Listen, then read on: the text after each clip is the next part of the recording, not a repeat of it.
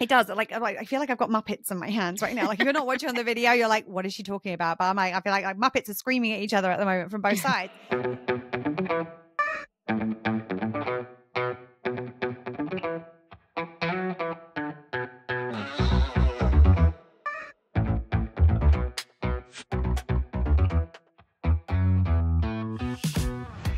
Hello, hello, hello, and welcome to Well Shit. It really is that simple. I'm Claire. And I'm Serena. On this podcast, we help you to understand about your 12 universal needs, why they are currently not being well met, how to meet them in ways that work for you, and how to consistently do so in quick, easy, and simple ways that fit seamlessly into your life. We'll also help you to understand how doing so will have a positive ripple effect in literally every area of your life. If you like what you hear, sign up for more support with meeting your needs with your weekly Universal Needs notes at theuniversalneeds.com. And enjoy the show. Hello, hello, hello. Hey, everyone. I have some exciting news. Well, actually, the news will be kind of past by the time that this episode goes out. I'm going to live on a boat for a bit. Yay! So, as you've kind of gathered from the final, like the previous episodes, it's been a bit of a tough time here recently, and I just need some time and space to kind of get myself together before I figure out what my next steps are. I will still be in Key West, coming back to Key West. I'm not leaving or going anywhere or anything like that. But yeah, I just needed some time and space. And I was already speaking to friends of mine who live on a boat about potentially spending Christmas with them. And I was like, hey, how long can I spend on the boat before I overstay my welcome? And they were like, whenever you want to come, basically. So yeah, I am, well, this time in 2 weeks, I should be on the boat, my time, like listening time. I should have been on the boat for a while now. Because one of the things we're trying to do is record all the podcasts before we get to the point where I get on the boat, so that in case there's internet challenges, at least the podcast is covered for the rest of the year. So yeah, it's kind of exciting. It's a little nerve wracking because I've never done anything like this before, but I've also always wanted to learn like how to sail and how to do boat stuff. So no better way to do it than to do it. Okay, talk about just jumping in.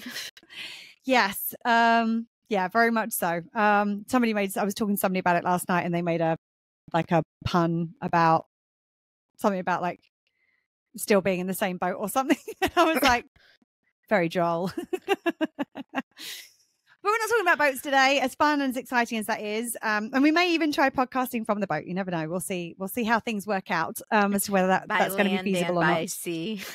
Yes. We'll just have to do one in an airplane at some point. I think we may need a private plane for that, though. So we may be a ways off from that. But if you have a private plane you want to offer us to do a podcast in the air, we're not going to say no to it. So, but yeah, land, air, and sea, not the topics for today. We've talked about apologies on this podcast a lot. Yes. Because they're really important. And actually it's a very, this kind of feels like it's just very present today. What kind of prompted this was I saw a TikTok video this morning that, in which this woman was sharing that she's teaching her children how to respond to an apology, which was, rather than saying it's okay, because I think this is kind of conditioning, and I think it's part of the people pleasing thing in a lot of us as well, is like, we don't want the other person to be uncomfortable, even though they've done something wrong. So when they apologize, we say it's okay to try and like neutralize any of the discomfort in the place, when the reality is the discomfort is the thing that creates the guilt, that creates the internal feeling that means that we act to ensure we don't do that again. So that discomfort is a really important part of this process. And if we diffuse that discomfort too quickly, then the learning that happens when we need to apologize for something doesn't get completed. And so what she was saying was that she was teaching her children to say, rather than saying it's okay, just to say thank you for the apology, and just acknowledge that the apology has happened and appreciate the fact that the apology has happened. But you can appreciate the apology without making the reason that the apology was necessary be quote unquote okay or fine. And interestingly enough, I was actually watching another one of my very trashy television programs this morning, and in it there was this person who was done something that had hurt somebody else, and they just kept saying like, sorry, like, and it's like, no, it's like the word sorry. And we've spoken about this on previous podcasts. Saying sorry normally, one, is just something to make the person who feels bad because they've done the thing that has hurt somebody else feel better about themselves. But also, sorry is not the end of a situation. It's the beginning of the apology series, like sequence. Like that's not the only thing that needs to happen.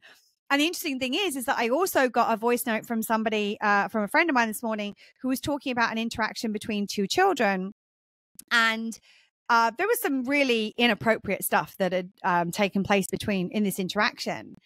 And the mother of the person that had done the inappropriate thing just kept saying, you need to say sorry. You need to say sorry. But she wasn't even understanding, or the child in question didn't seem to be understanding what was wrong with what had happened. And it's like, you can't skip that part. Like, just saying sorry doesn't make it okay. And I think that there's this real issue with discomfort in our culture. Like, it's like we're allergic to discomfort. Mm-hmm. And discomfort is actually really important. If you're uncomfortable, it can be a sign that you're needing to learn something. If you're uncomfortable, it can be an indicator the situation is out of alignment with you, or a person's out of alignment with you. If you're uncomfortable, it may be because you've acted in such a way which is out of alignment with the sort of person that you really want to be. And that discomfort may be because you're uncomfortable with the impact you've had on somebody else. And that discomfort becomes your internal motivation to change your behavior and not to repeat that pattern in the future. But I think that this desperate need to avoid discomfort has us like papering over the cracks in relationships in such a way that the very like foundations of the house, i.e. the relationship, are forever compromised and never fully addressed. And then what ends up inevitably happening at some point is that the building collapses and everyone's like, whoa, what happened there? I don't know why, or like, what happened? The walls look fine.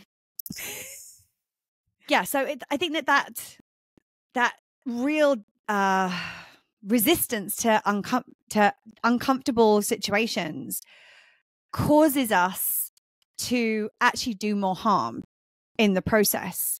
Because if you think about it, by saying it's okay, what you were basically saying is, it doesn't matter if you do this again because it's okay that you did this.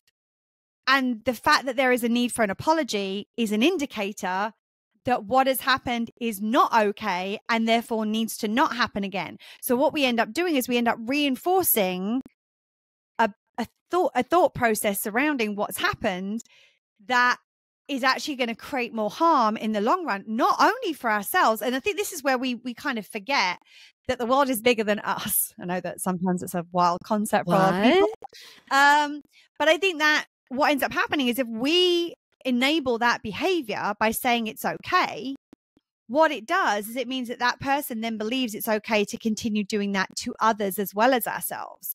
And we have this opportunity to nip that behavior in the bud. Now, obviously, it also is dependent on us being safe to do this. And like there's nuance, as always with this entire conversation. But I think that it's also, there's a difference between being unsafe and uncomfortable. Mm-hmm. Big. And like, we're unsafe and we're not therefore safe to address the situation, or that's one thing. But a lot of the time we conflate being uncomfortable and unsafe. And in fact, if it's just discomfort that's present, that is something that we need to be able to lean into in order to teach other people how we want to be treated, and let other people know what our boundaries are and what our boundaries aren't. Because if we say it's okay, we're basically saying, oh, that thing that was obviously a boundary, oh, don't worry about it, that's not really a boundary. And it invites other people to then cross it repeatedly going forward.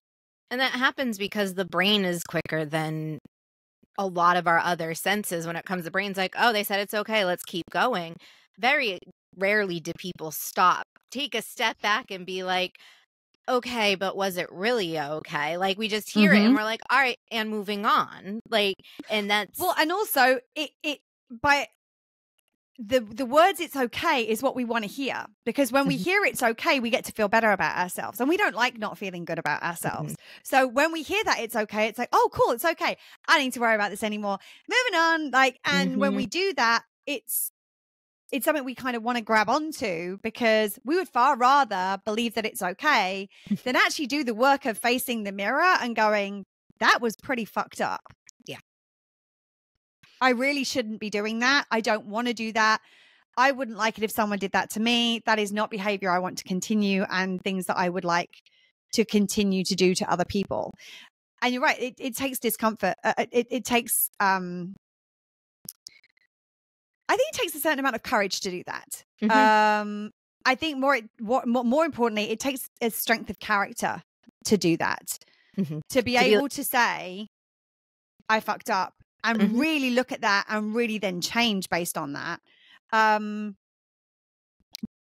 there's a lot of people who are lacking in that sense of character, that strength of character, because we give them a free pass anytime they fuck up. And it's like, that's not saying that like, oh, you can't fuck up. We're all going to fuck up. We're human. Like, that's part of life.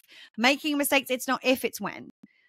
But what we do, I mean, I've always said, it's not whether you make a mistake or not that shows the strength of your character. It is what you do when you do that that shows your character. But many of us are so uncomfortable with being uncomfortable that we would rather shy away from that discomfort than actually step into that strength of character that's in alignment with who we really want to be. Well, and I find that when we don't actually step into that discomfort, we're usually put in a situation that is just as uncomfortable or more uncomfortable repeatedly, because we never solve the root issue, which is I was uncomfortable this time. And it could be to yourself, like the action could be like, I said, oh, it's okay, and somebody repeats it to me. Or I think sometimes even worse in my mind is when you then see them repeat it to somebody else, and you see somebody else get impacted, and then you get the impact from that, and you're like, I could have stopped this. Like, they should know this isn't okay.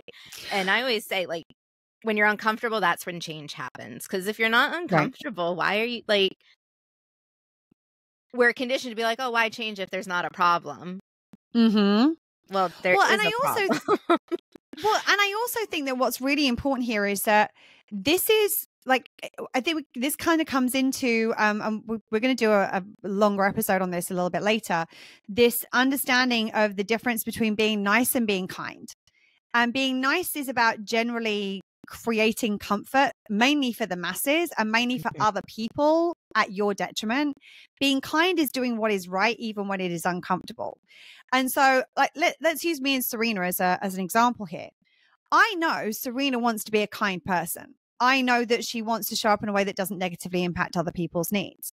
So me pointing out when she has done something that has negatively impacted somebody else's needs and holding her to account in authentically apologizing and making constructive change to ensure that doesn't happen again, that is me supporting her as a friend. Like, there's it's this difference between kind of calling in and calling out. Like, the calling out is like, I'm just pointing out something you've done. Calling in is like, I see you and I know this is not how you want to be, and I'm going to give you the information you need in order to become more of the person I know that's actually in alignment with who you truly are. And I think that one of the things that unsurprisingly, a lot of this comes down to unmet needs. Don't say. I know this is going to be a big shock to anybody listening, but I think in a number of different ways. So, like, let's look at this situation from the different perspectives. So the person who, like, let's use me and Serena as an example. So Serena is the one who's done something unintentionally that's negatively impacted me, and that's been brought to her attention, and she apologizes. Now, part of my wanting to say it's okay is maybe because Serena and I are close friends, if I didn't know how to meet my needs for myself, I may be dependent on her and her showing up in our friendship to get some of my needs met, which means that I'm not comfortable with her not being comfortable, because if she's not comfortable around me, she may be around me less. She may not want to do the things that she's been doing previously that may meet my needs better than not having them met at all. It won't meet them as well as me meeting them for myself, but that's an entirely separate issue.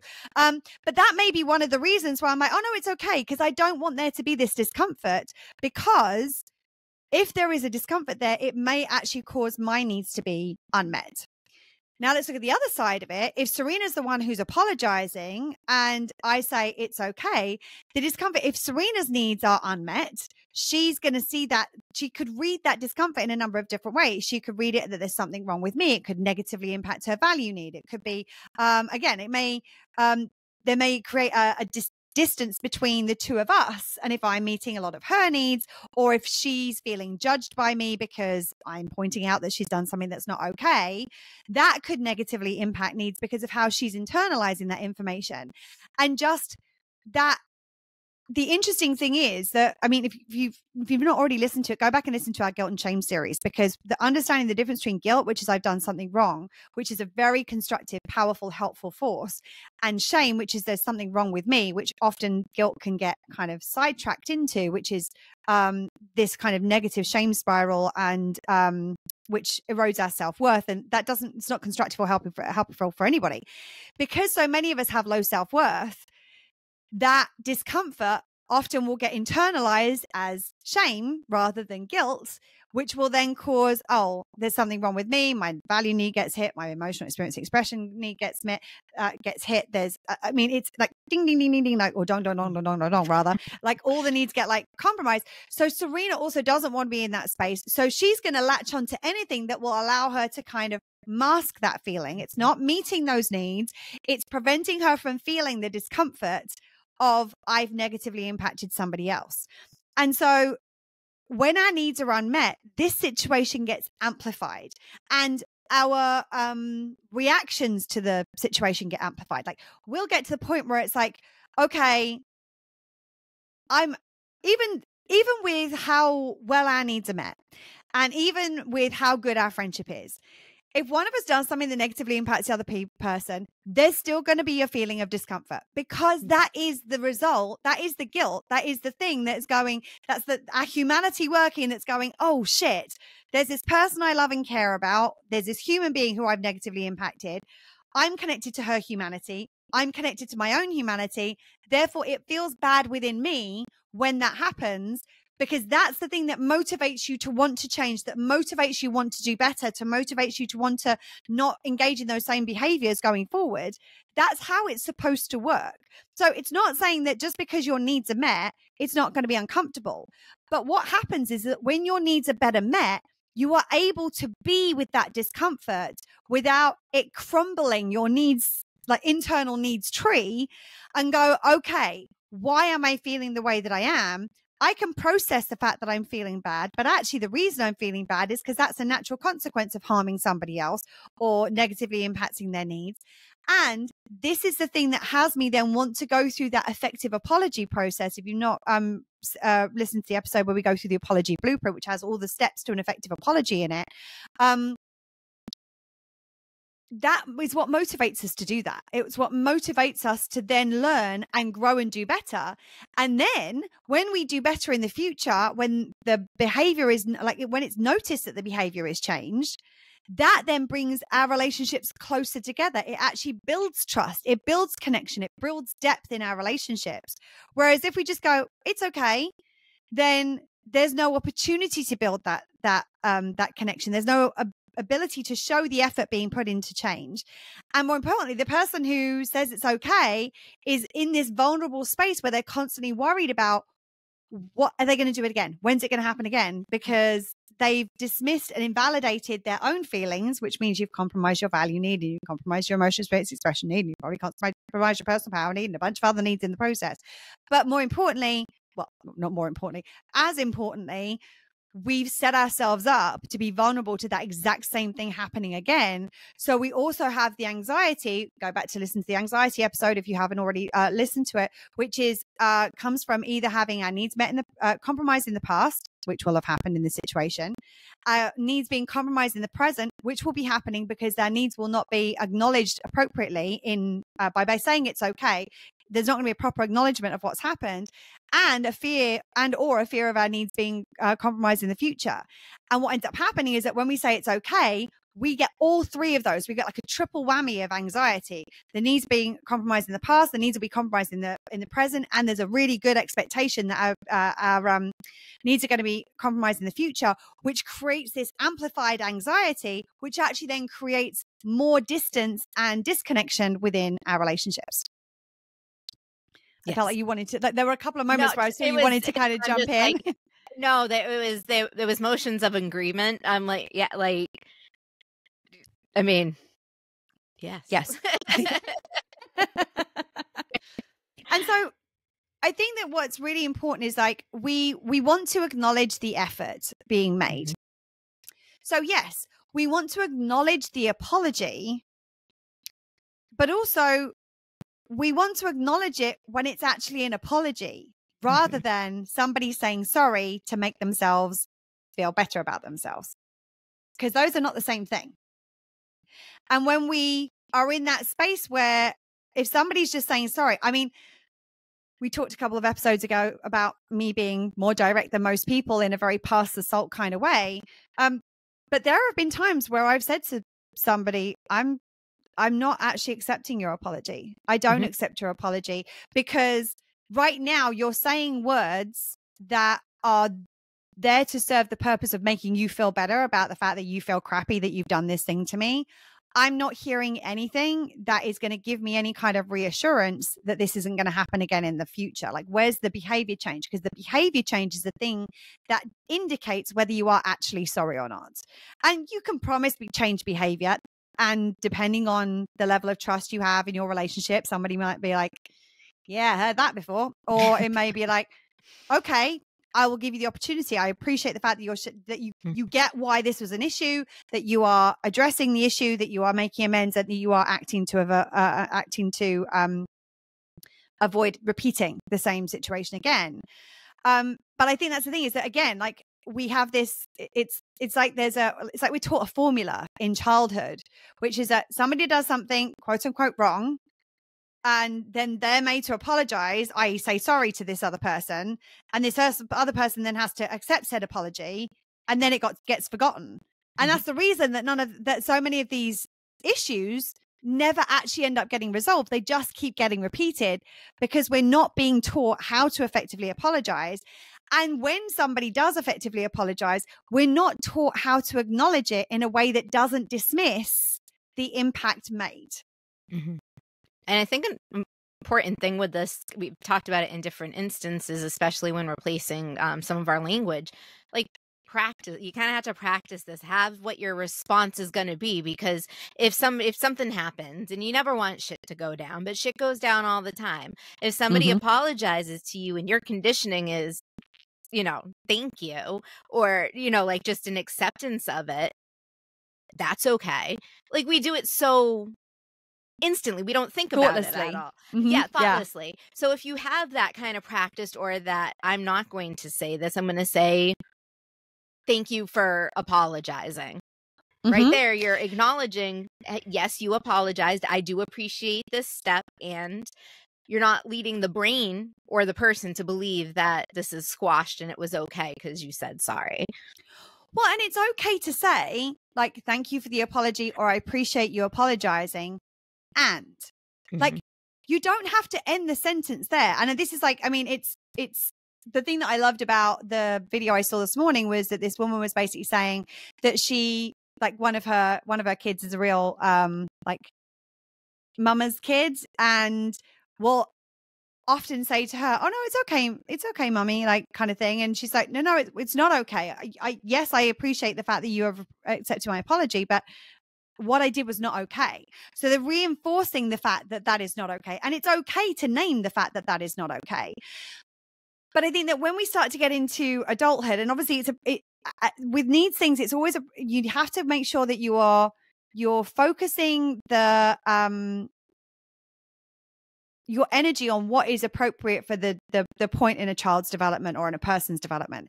How you will deal something with an adult might be very different to how you would teach a 5-year-old or a 12-year-old or a 17-year-old in order to deal with things, because we have different capacities, we have different understandings, and hopefully, depending on whether somebody's been exposed to sport, they've got more understanding of needs and how the needs are relevant.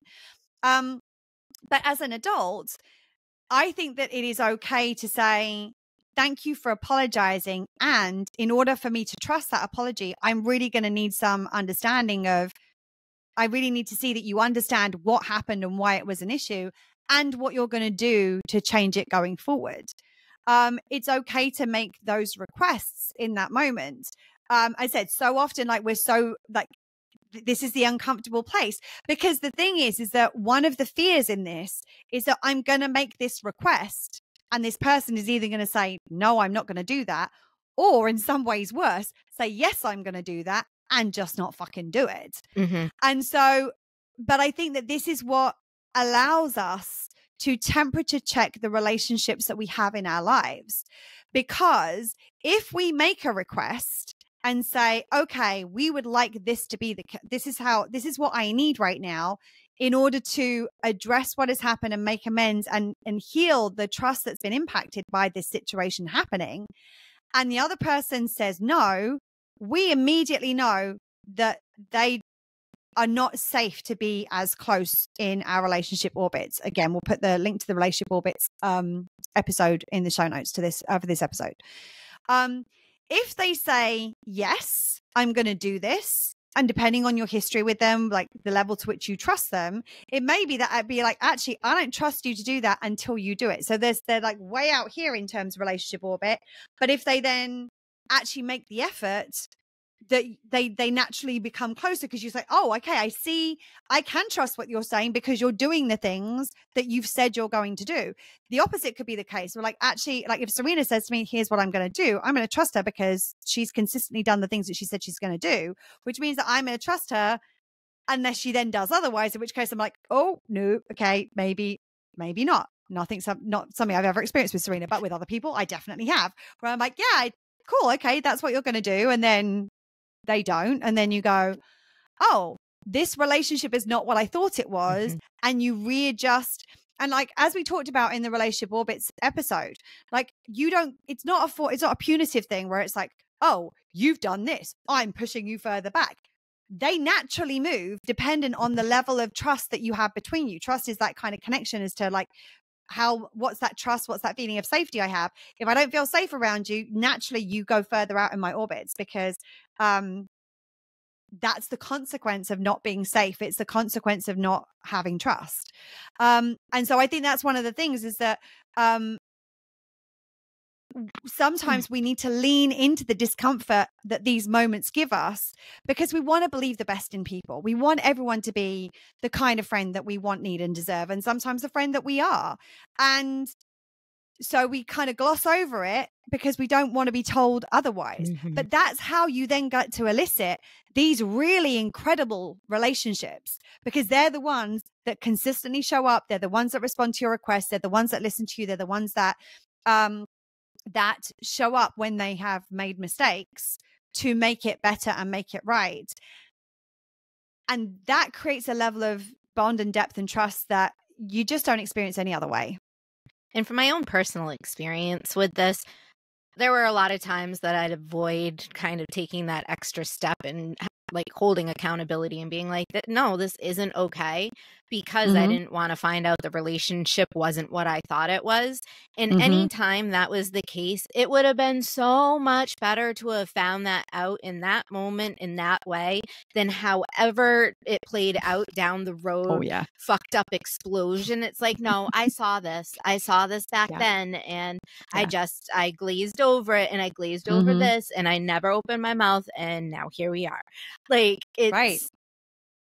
The more you can address things in the moment, the lesser, they are less likely to show up in your future. And sounds the less so impactful. it'll be in the future. Because I think that's the thing, is that when you don't have those uncomfortable conversations, and this is another podcast episode we're going to go into more depth about later on. A lot of the time we avoid the uncomfortable conversations in the short term, which creates like massive chain reactions in the long term, that if we just had that uncomfortable conversation in the short term, we would have saved ourselves those impacts. And this is one of those moments where we're talking about, this is what we're talking about, which is like, okay, yes, it's uncomfortable to have these conversations. But the truth of the matter is, if you can't have these conversations and have it be a conversation and a dialogue, and somebody who's going to say, thank you for letting me know. Like, I appreciate you letting me know that negatively impacted you. I'm so sorry. That wasn't my intention. And I get that doesn't negate the impact. I totally get how this is like, by my doing this is what the impact was to you. They address it, they make amends, and they go, and here's what I'm going to do in the future. Like, going forward, this is what I want to do because I want you to feel safe around me. If you can't have those conversations, then you don't have a close relationship. You may have an acquaintance, you may have family, like connections, but that doesn't make a close relationship. You need to be able to have those conversations. And we're not taught to have those conversations. And the lack of our needs being met means that when those conversations happen, a lot of the time, our unmet needs are reacting. So what ends up happening is the discomfort of like, I've been negatively impacted by this other person, that's landed on already unmet needs, which has obliterated something. And we react from those unmet needs. And that then causes the other person to get defensive or attack or gaslight or whatever.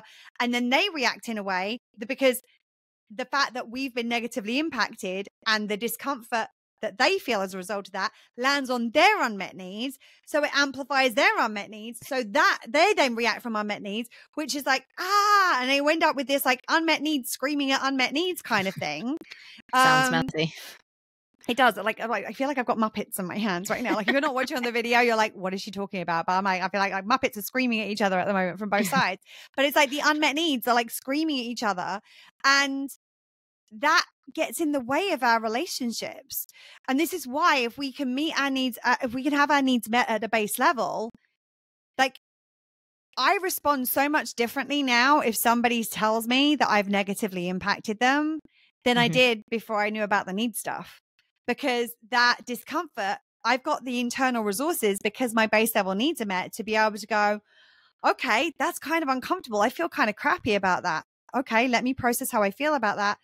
But in actual fact, in this moment, the other person's needs are more important than mine, because I need to manage my own needs, but they're the ones who've been impacted. So my focus and energy needs to be on them. Where are they at? What do they need? How do I make amends with them? How do I address the situation with them? How do I reassure them it's not going to be another issue in the future? And so often we can't think about that if our own needs are so chronically and significantly unmet that all we're hearing is our own unmet needs screaming at us. We can't even hear about the other person or think about the other person and what's going on. But when you have that internal resource of having your base level needs met, you're able to go, okay, yeah, I can hear that. Oh my God, I had no idea that was the case. And at that point, you can focus you can do what you need to do in the moment to re-resource your needs. And then you're able to focus your energy on them and on that situation to be like, okay, I am so sorry that this was the case. I had I didn't realize this is what the impact was going to be to you. I can totally see why this is and this. And I'm going to address it in this moment by doing this. Here's the thing I'm doing to make amends. Here's the thing I'm going to do to avoid repeating it in the future. And here's the thing I'm going to take things further, and to go above and beyond.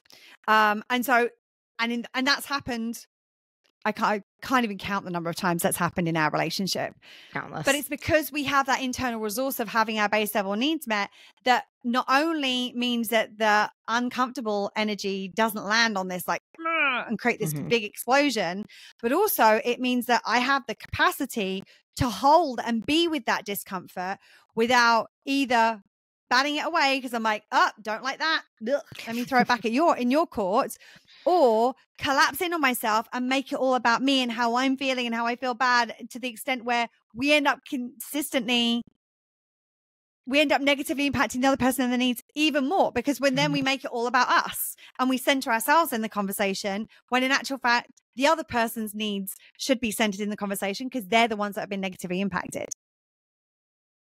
Like I cannot tell you the number of times that, and I'll be honest, the amount of times this has happened in intimate relationships for me, where I'm the one who's been negatively impacted and the other person is so preoccupied with how they feel about it that they're trying to get me to feel bad for them because they feel bad because they've hurt me. And I'm like, do you have any idea how fucked up that is right now? Now I have the ability, I mean, there are moments where I have said that. But there are also moments where I'm like, do you see what's happening right now? But I shouldn't be having to do that in that moment. I should be like, okay, I'm the one who's been negatively impacted. This is a point where you're supposed to show up for me. And when they don't show up for you because either their needs are unmet or they're choosing not to, or they don't have the ability or the inclination to do so, they're letting you know they don't belong in your close orbits because you can't trust them, that when you are negatively impacted by their behavior, that they're then going to do something to heal that and to repair the damage done to the relationship by the fact that that's happened. It's such a, I just think that this is one of those things that's just conditioned into us. Mm-hmm. Like we get so conditioned to, we see it in TV, we see it in movies, we see it in people around us. And also we get taught to do it as kids, where it's like, say you're sorry, give someone a hug, and that's supposed to be the end of it. We're not teaching them about the consequences of our actions and how we address that and how we move it forward at a child appropriate age. I wouldn't have the conversation with a 5-year-old that I would have with Serena, but I would have a very different conversation with a 5-year-old than most people would have with a 5-year-old. I mean, if you think about like how often like you see kids will be kids and, you know, younger kids, they don't understand. I've heard all the things, but I've also seen kids like take a piss and like whack another kid. And the I'm sorry is the only apology that's necessary, that's asked for, that's like directed by the parent. Say you're sorry.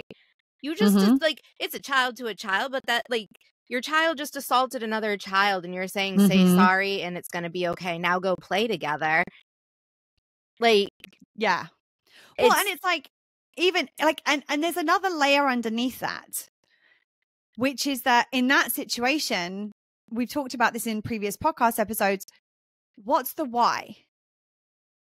Because there's a why for why that happened in that child. And that's the thing, you have to figure out why you've done what you've done, where the behavior has come from, in order that you can figure out. So it's like in that situation, yes, it would be more than just sorry that is required. And that's the conversation that needs to happen with the other child.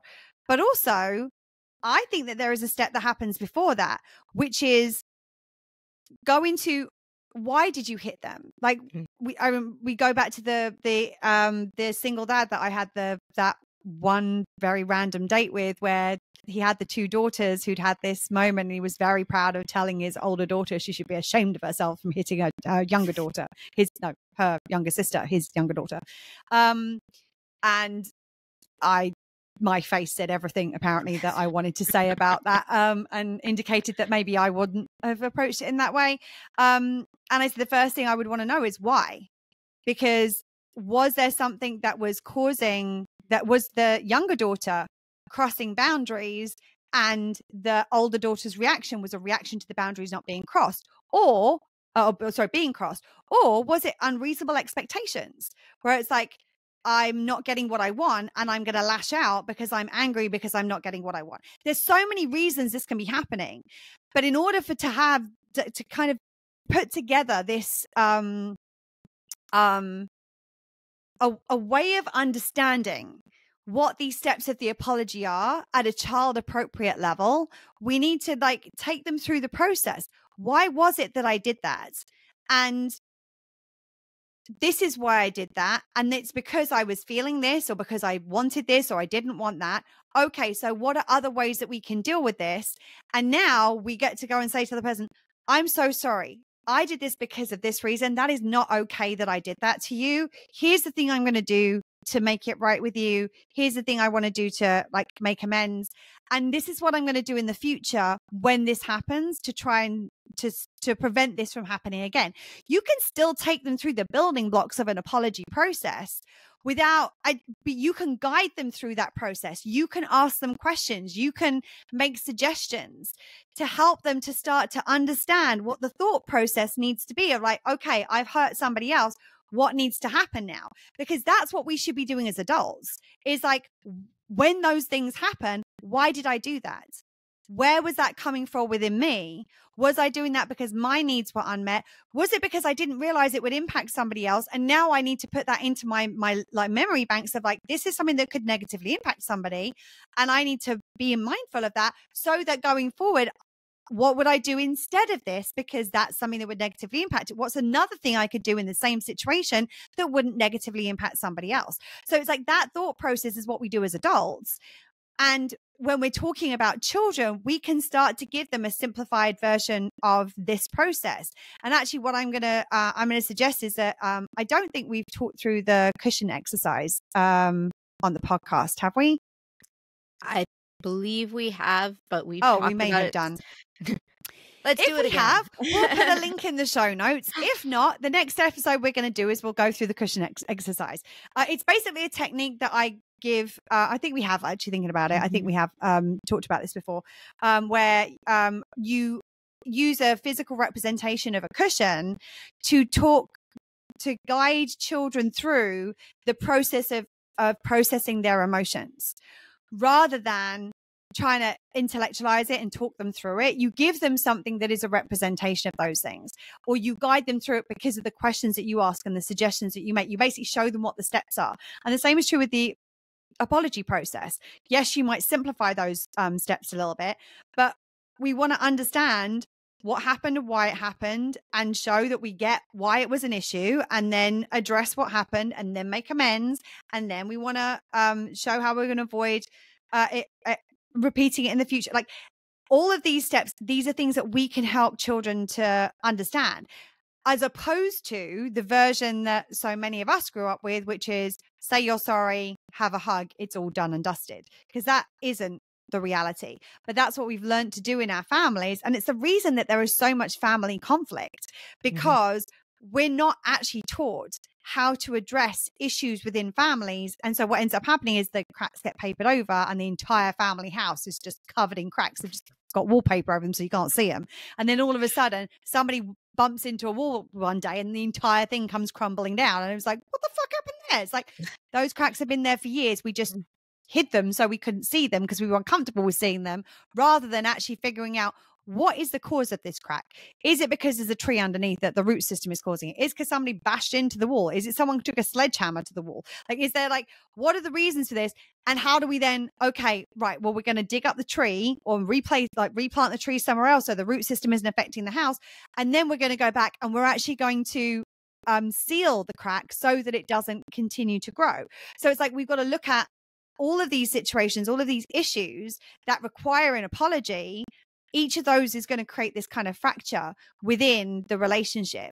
And we need to figure out, how do we address the root cause of those issues and actually heal them and fix them the way that we would if there were a physical issue in a house, so that the house isn't in jeopardy or vulnerable to the slightest. I mean, we live in a hurricane zone here. Like one gust of wind, you got enough cracks in your house, you're in trouble. I'm telling you that much.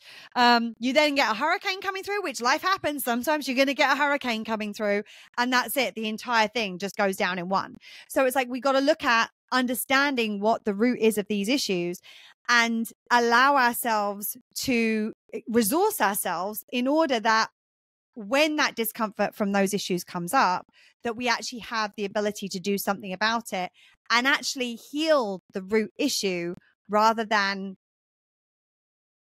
masking the discomfort in such a way that's going to perpetuate the issues. Anything you want to add to this? Like, I'm realizing I've been talking a lot on this one.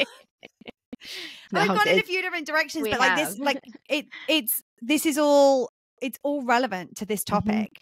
And we're going to do more apology stuff going forward, because I actually think that there is another step to the apology blueprint that we have added since we actually recorded the apology blueprint episode. So we are going to do a new one at some point where we go through all of the steps, like including the new one.